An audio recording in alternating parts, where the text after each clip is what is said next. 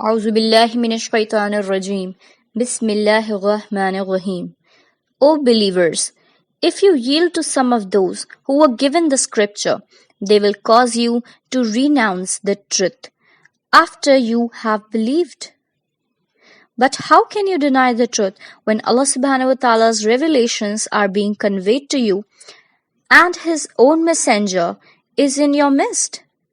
He who hold fast to Allah subhanahu wa ta'ala is indeed guided to the straight path.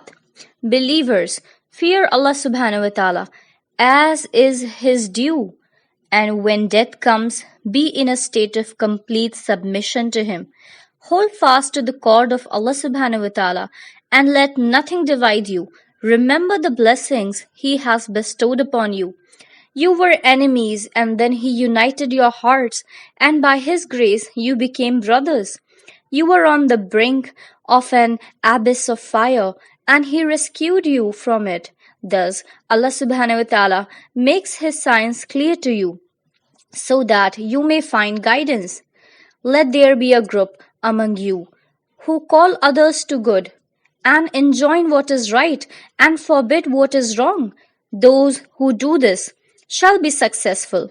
Do not be like those who, after they had been given clear evidence, split into factions and differed among themselves. A terrible punishment awaits such people.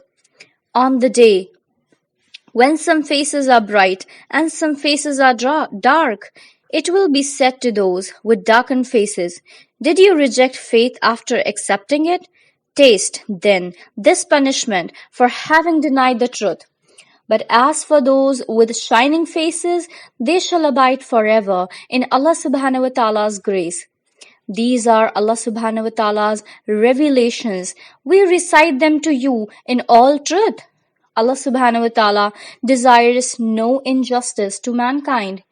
His is all that the heavens and the earth contain. To Allah subhanahu wa ta'ala shall all things return.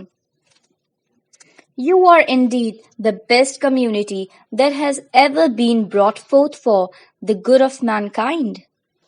You enjoin what is good and forbid what is evil, and you believe in Allah subhanahu wa ta'ala. If the people of the book had also believed, it would have surely been better for them. Some of them are true believers, but most of them are disobedient. They can do you very little harm. If they come out to fight you, they will show you their backs. Then they shall not be helped. Abasement shall attend them wherever they are found, unless they make a covenant with Allah subhanahu wa ta'ala or with man. They have incurred Allah subhanahu wa ta'ala's wrath and have been utterly humbled because they have persistently disbelieved in Allah subhanahu wa ta'ala's signs and killed prophets unjustly. This resulted from their disobedience and their habit of transgression. Yet they are not alike of the people of the book. There are some who stand by their covenant. They recite the word of Allah subhanahu wa ta'ala during the night and prostrate themselves before Him, who believe in Allah subhanahu wa ta'ala and the last day, who enjoin justice and forbid evil, and we with each other in good works. These are righteous men, and they will not be denied the reward for whatever good deeds they do. Allah subhanahu wa ta'ala knows the righteous. As for those who deny the truth, neither their possessions nor their children shall avail them in the least against Allah subhanahu wa ta'ala. They will be inmates of the fire. They will remain there forever. That which they spend in pursuit of the life of this world is like a biting frosty blast which smites the harvest of a people who have wronged themselves and destroys it. Allah subhanahu wa ta'ala is not unjust to them, they are unjust to their own souls.